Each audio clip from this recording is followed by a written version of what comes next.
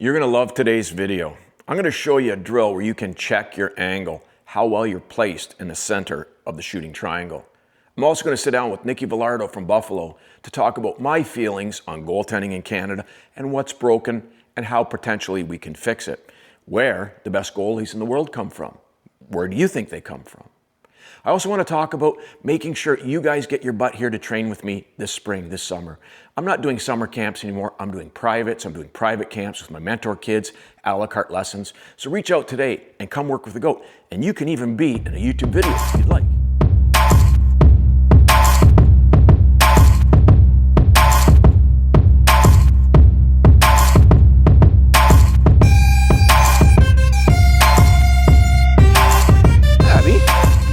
Got it. We're going to work on your angles, and we all know that playing proper angles is going to make your life a lot easier.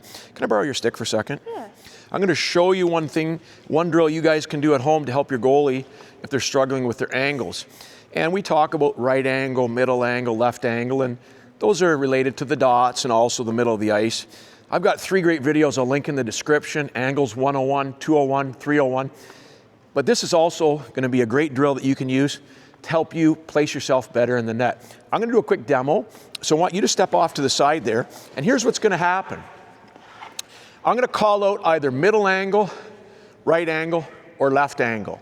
So if I say right angle, you're just gonna come out where you think a good angle is. You can tap off if you need to, and you're gonna set a puck down right here.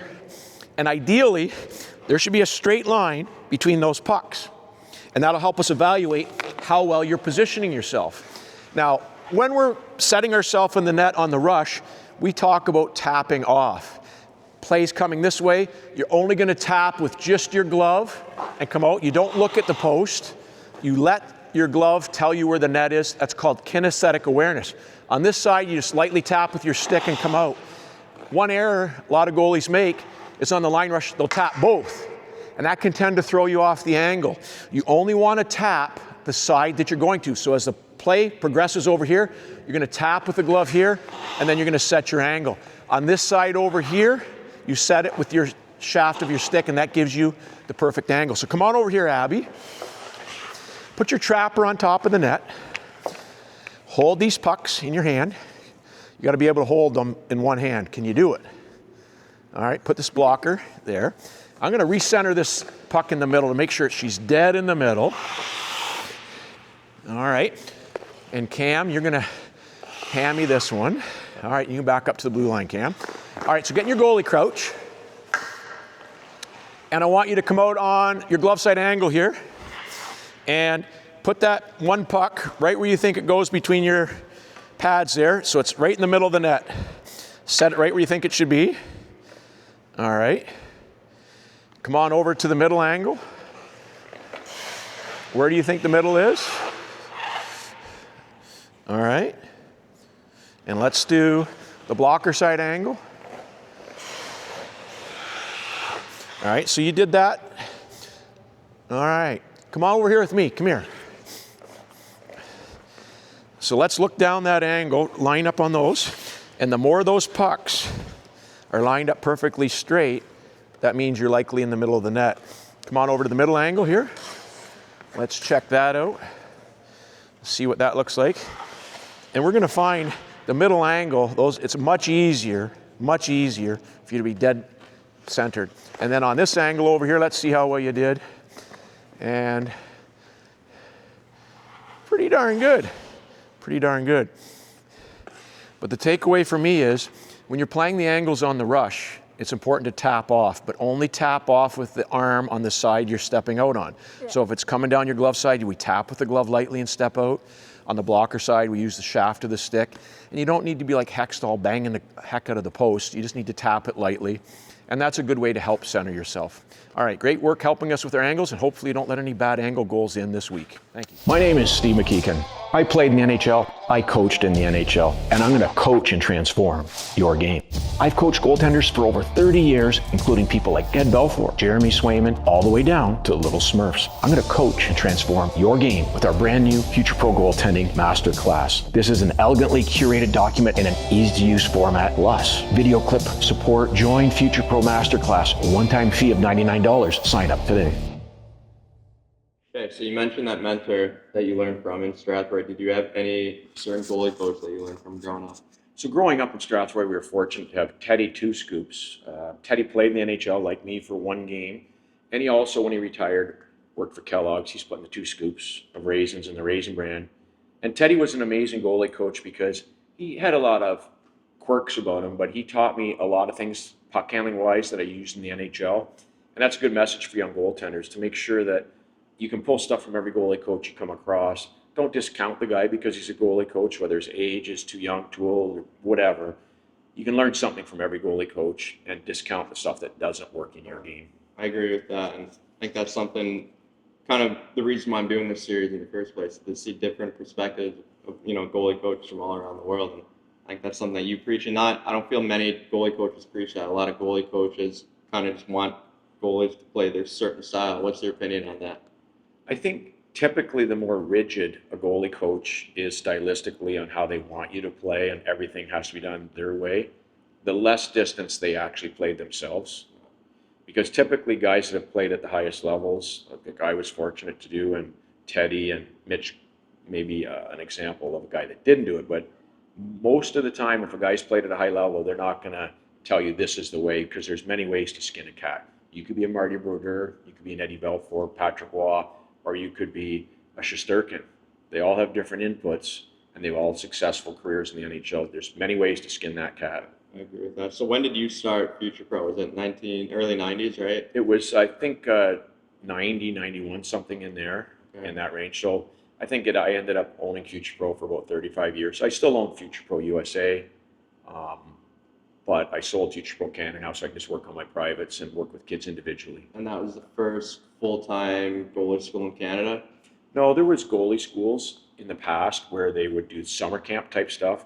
But as far as making your full-time living at it as a profession, calling yourself a professional, I was only doing that nonstop every day, all day, building it up. And a lot of guys will do it as a part-time side gig, which is fine, but I was one of the first ones to do it as a living.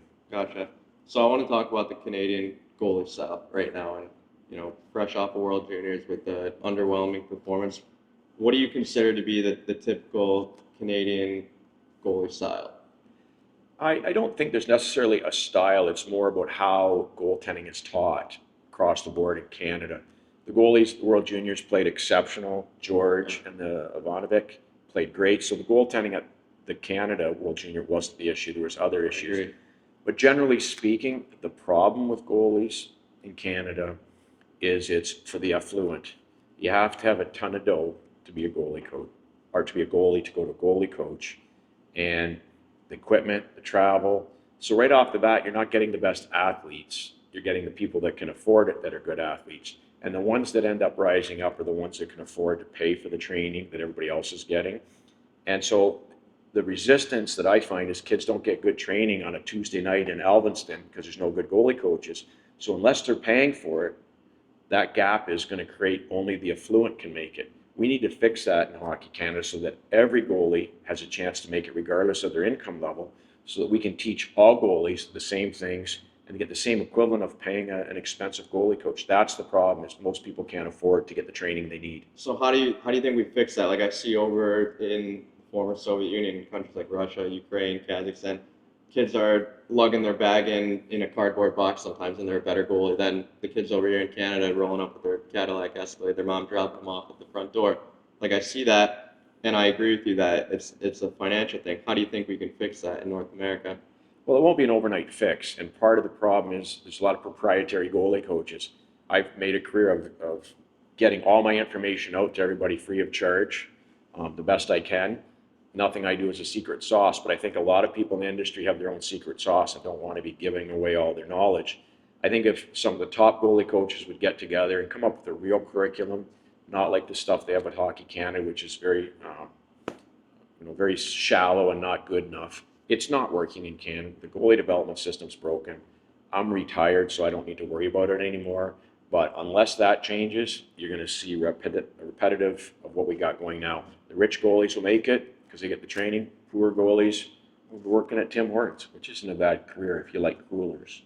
And Timbits. And Timbits. So where do you think the best goalies in the world come from right now? Europe. Definitely Finland's got, the goalie that played in the World Juniors, he won the most valuable player. Russia is developing a lot of goalies. And we need to model ourselves after success. Like I said earlier in the conversation, you find people that are doing something successful and you model it. So in Finland, they've got goalie coaches that are trained in their organizations, and they have their own goalie coach right from when they start all the way up, every practice, all the time, following the same structured curriculum. So I think Finland would be a good role model for us, and Sweden, to really dive into it. So we talked a little bit about athleticism and goalies in that part of the world, from Europe, from Russia. Do you think that North American goalies are lacking that? And if you think they are, what can they do to overcome that? Is that playing other sports, doing different off-ice training? What's your opinion on it? I don't think there's a delta between the athleticism of Russian and Canadian goalies. The difference is that anybody's basically playing goal over there because they find a way to make it affordable. Over here, the most athletic athletes aren't even choosing to be goalies. They're in other sports like basketball, soccer. So it's not that we have a difference in athleticism country to country. It's just the athleticism is put in different sports because they don't want to pay to go to that. And if you look at Canada, for example, thankfully we're multicultural. We've got people coming from Asia. We've got people coming from all over the world, India. So we've got a lot of potential great athletes coming in. They just need to be able to find a way with Runway to get training where it's not costing them a fortune, where they can develop in-house, regardless of which little town it is in Canada. That's the problem. Gotcha. A couple more questions. What's your biggest regret of your hockey career, either playing or coaching? I don't have any regrets because to be able to come where I came from in Strathroy, to be able to play in the NHL, I've had tons of injuries, a lot of ongoing head trauma and stuff from that. But I would still do it all over again because to play in the NHL is the most undescribable feeling you could ever have. It was your life work, you did it, and then to go back a second time as an NHL head coach or goalie coach was something that I could never have any regrets about that. So I was able to make the NHL twice. So if I had to do over again, I would just do it exactly the same. So what would you say would be your main piece of advice you can give to, say, a teenage goaltender, somewhere from 10 to 15 in that range? What would you say? Take your cell phone, look at your daily screen usage, and make sure your off-ice training, your critical game study of video, your actual work on becoming a better goalie is more hour per day than you have on your daily screen use. If you can do that, you'll probably have a chance.